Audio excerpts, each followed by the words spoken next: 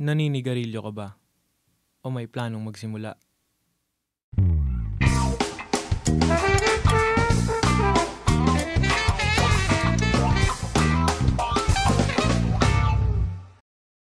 Halina't makinig na muna. Ilapit ang inyong mga tenga.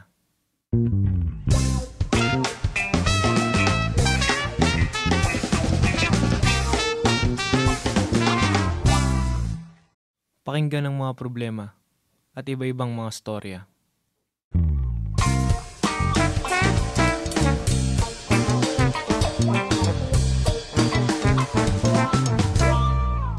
Silipin ang kanilang paningin. Alamin ang kanilang panlasa.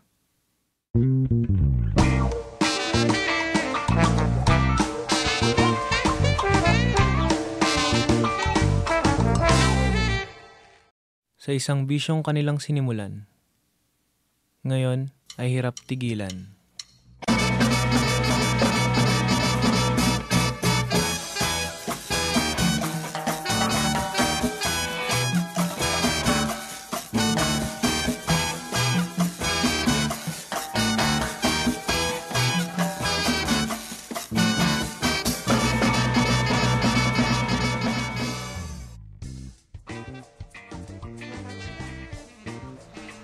Sigarilyo, ano yan eh. Para sa akin, para siyang babae na hindi ko mapigilang halikan. Parang ganon. Sigarilyo, parang ano siya ng buhay na nagbibigay sa'yo.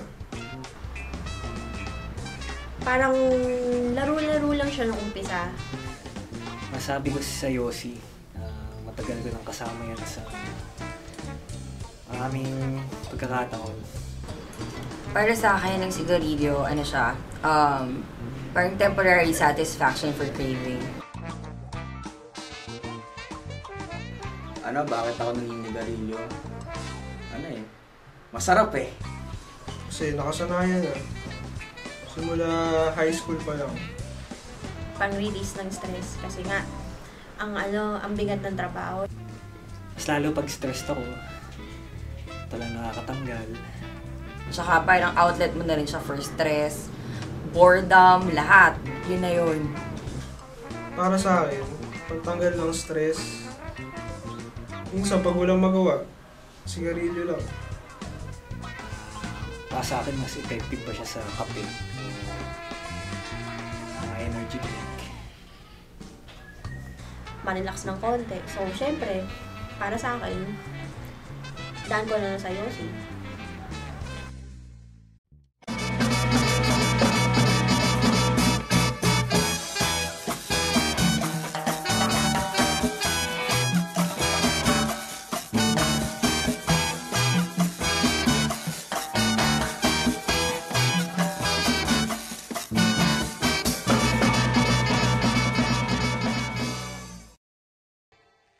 Ang paninigarilyo ay nakapagdadala ng mga nakamamatay na sakit, hindi lamang sa mga taong gumagamit nito, ngunit pati sa mga taong nakakalanghap ng usok nito. Sa dahilang ito, minabuti ng gobyerno na ipagbawal ito sa mga piling lugar upang mapanatili ang kalusugan ng nakararami. Madami ang umiwas. Madami din ang huminto. Ang iba ay nagpatuloy at may mga kwentong nabuo. Sila ang mga kinapitan ng mga bisyong hirap iwasan. Ngayon ay inaalala ang kanilang mga karanasan.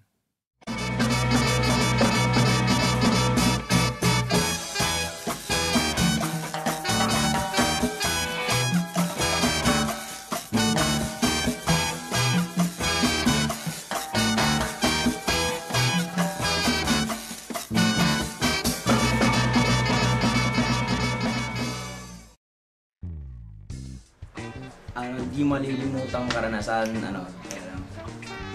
one time meron kaming family reunion.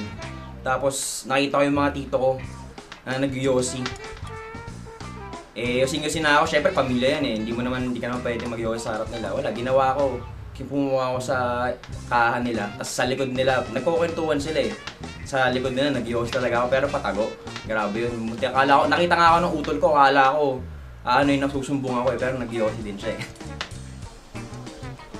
Yun, nung high school kami, ninigarilyo kami.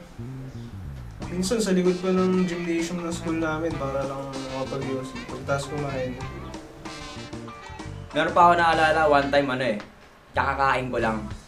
Tapos, wala akong pera nun. Wala akong pang Yossi talaga, kahit 2 piso, wala, naghahanap ako. As in, wala talaga akong pera. Ginawa ko, may nakita akong sigarilyo sa garahe namin. Ubus na. Ito na lang siya, ganito. Pero may konti pa. Mga ganon. Tapos ginawa ko, sinigarilyo ko. Mga hanggang kalahati, ubus. Yun, para lang makapagsigarilyo, kailangan na yung magtago. Yung ganit na lang ang kailangan mag-Yossi. Bale,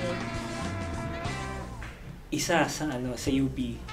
Sa UP bawal na mag-Yossi eh. So, may panahon na naubusan ako ng Yossi. So, kailangan ko pang lumabas ng UP para lang bumili ng Yossi. Which is medyo malayo. nagsishare kami isang Yossi, pasa-pasa. One time, uminom kami ng friends ko, tapos kumain kami sa labas. Nagkataon wala na kaming Yossi. Syempre, 3 AM, so wala na rin tindahan na bukas. Nasa Yellow Crab kami noon, tapos may katabi siyang Starbucks. Ginawa namin, in-approach na lang namin yung guard sa Starbucks. Humingi kami ng Yossi. Ang masama pa nun, wala pa nun yung Yossi na usually namin Yossi, pula, hindi white. Tapos kahit yung brand niya, hindi yun yung Neo Yossi namin. Talagang pinagtsagaan na lang namin kahit na yung mga pipitsuging klase. Para lang talaga makapag-Yossi.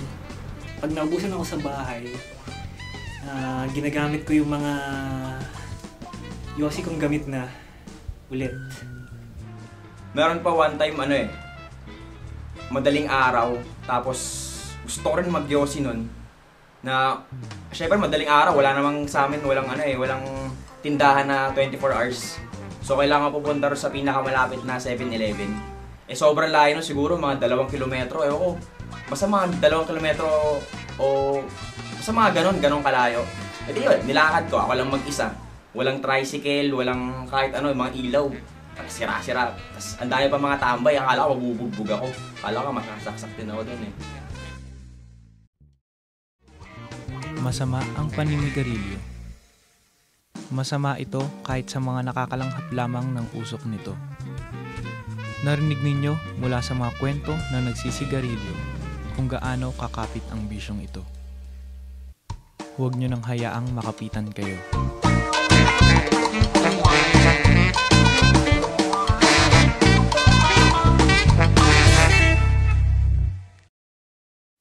Huwag magsimulang magsigarilyo.